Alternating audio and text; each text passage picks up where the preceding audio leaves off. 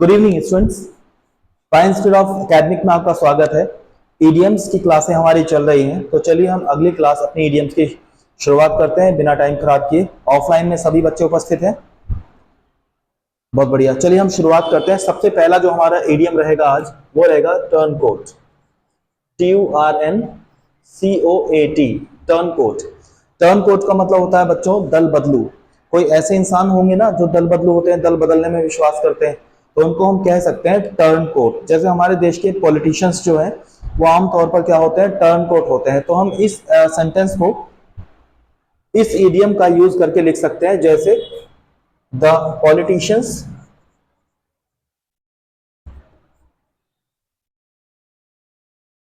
Are usually the politicians are usually turncoat। turncoat in India। वैसे तो politicians हर जगह के टर्नकोट ही होते हैं, तो इन इंडिया लिखना कोई ऐसा कोई जरूरी तो है नहीं। The politicians are usually turncoat. Next जो हमारा इडियम है वो है red rag to a bull. Red rag to a bull, इसका मतलब होता है हिंदी में बच्चों उकसाने वाली बात। उकसाने वाली बात, जैसे मैं किसी भी व्यक्ति से लड़ना चाह रहा हूं तो मैं उसको गाली दे दूंगा, तो मेरी जो गाली होगी वो उसके लिए क्या होगी, red rag to a bull होगी। जैसे Rohit abused Kapil, that was a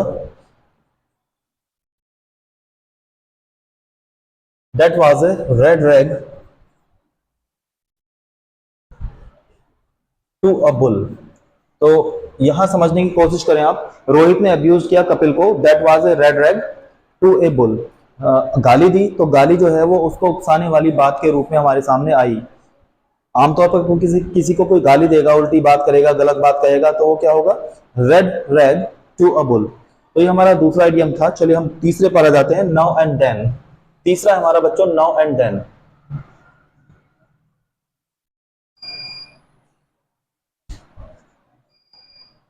now and then का मतलब होता है समय समय पर। क्या मतलब होता है बच्चों इसका, समय समय पर। जैसे I go to Delhi, I go to Delhi now and then, मतलब मैं समय समय पर दिल्ली जाता हूं। I go to Delhi now and then. तो ये हमारे तीन इडियम थे जो मैंने आपको यूज करके दिखा दिए। मैं अब जगह बना लेता हूं, थोड़ी सी इनको हटा देता हूं और हम चौथे इडियम की तरफ बढ़ जाते हैं।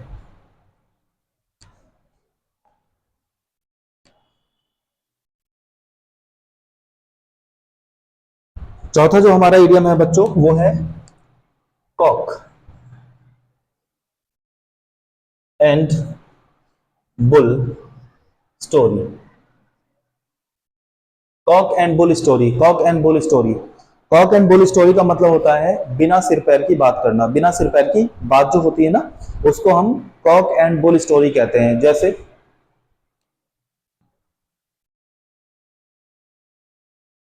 He told me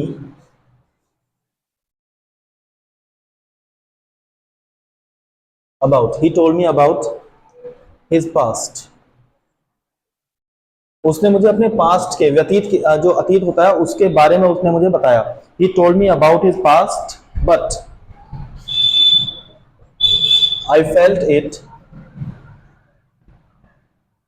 a cock and bull story. अब चलिए, मैंने तो सेंटेंस लिख दिया, आप समझ लीजिए इसको। ये इसका यूज भी मैंने कर दिया, cock and bull story. He told me about his past, उसने मुझे अपने पास्ट के बारे में बताया, but I felt it a cock and bull story, लेकिन मुझे लगी वो एक कॉक एंड बुल स्टोरी, मतलब बिना सर पैर की बात लगी, जैसा जैसा उसने मुझे बताया। अब अगला इडियम हम लिख देते हैं चिकन हार्टेड। चिकन हार्टेड,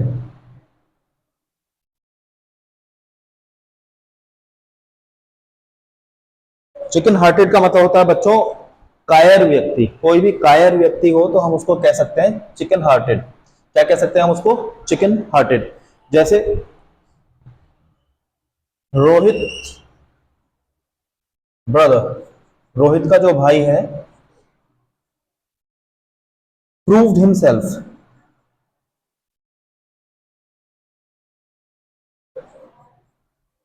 अ chicken hearted.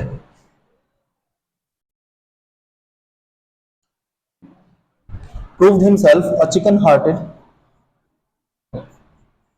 Boy. Chicken hearted boy, जो रोहित का भाई है उसने अपने आप को सिद्ध किया अ चिकन हार्टेड बॉय। कोई लड़ाई हो रही होगी या कुछ भी ऐसी जगह होगी जहां पे उसको ठहरना चाहिए था, अपना जो बहादुरी है, ब्रेवरी है, वो दिखानी चाहिए थी, लेकिन उसने अपने आप को सिद्ध कर दिया चिकन हार्टेड। वहां से वो क्या हो गया होगा? निकल लिया होगा चुपके से। तो वो क्या हो गया? एक चिकन हार्टेड बॉय हो गया, उसने अपने आप को सिद्ध किया। तो चलिए, ये था हमारा चिकन हार्टेड बॉय। अब नेक्स्ट जो है उसके लिए मैं जगह बना लेता हूं।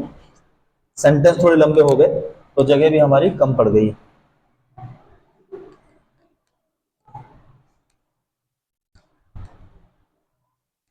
नेक्स्ट है हमारा क्राई ओवर, या मैं टू भी लिख देता हूं क्योंकि वर्ब की तरह से यूज होगा। To cry over spilt milk, इसका मतलब होता है व्यर्थ में पछताना। जैसे आपने सुना है, अब पछताए होत क्या जब चिड़िया चुग गई खेत। तो ये वही है, सांप निकल जाए तो फिर लाठी पीटने से क्या फायदा। ये उसी बात को हम कहना चाह रहे हैं, to cry over spilt milk. जैसे he is in the habit of, कोई व्यक्ति है उसको मैं ही कह सकता हूं, he is in the habit of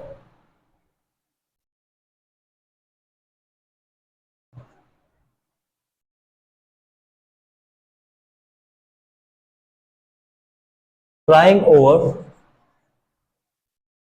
spilt milk.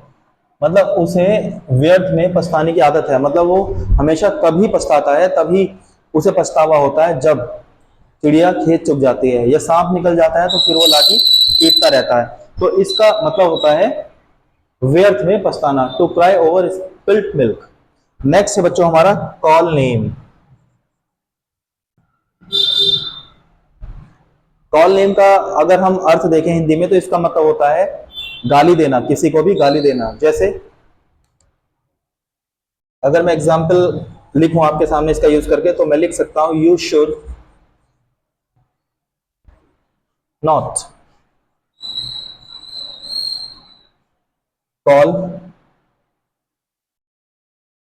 You should not call name to anyone, you should not call name to anyone. तुम्हें किसी को भी गाली नहीं देनी चाहिए, गाली से बात नहीं करनी चाहिए। कॉल नेम का मतलब होता है गाली देना। नेक्स्ट है आपका call to account. Call to account,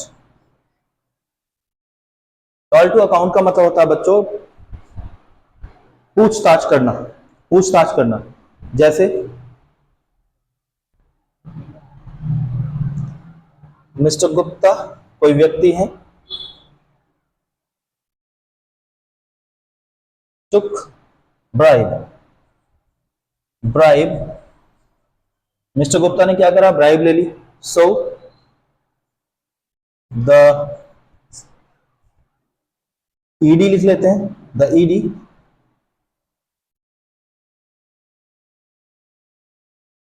called him to account, called him to account।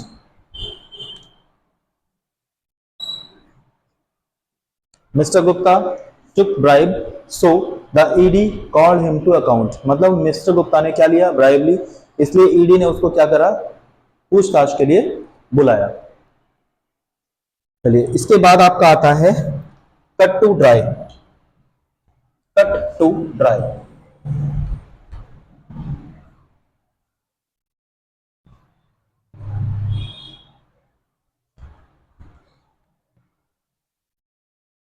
अगला है आपका cut and dried, DRIED। Cut and dried, cut and dried का मतलब होता है बिल्कुल तैयार, बिल्कुल तैयार, जैसे आई गॉट द नोट्स, जैसे आजकल बच्चे पढ़ रहे हैं तो नोट्स चाहिए होते हैं उनको, तो आई गॉट द नोट, मुझे नोट्स मिले। Cut and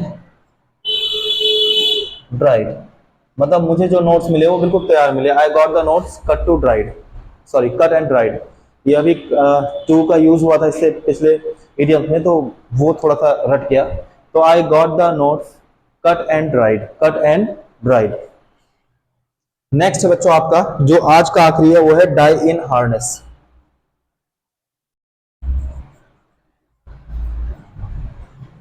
die in harness, die in harness का मतलब होता है जैसे सोल्जर होते हैं वो अपना देश की सेवा करते हुए शहीद हो जाते हैं, तो वहां पर उनको हम कह सकते हैं डाई इन हार्नेस, मतलब देश की सेवा करने में या अपने कर्तव्य को पूरा करने में जब किसी की मृत्यु हो जाती है तो हम उसको डाई इन हार्नेस कहते हैं। जैसे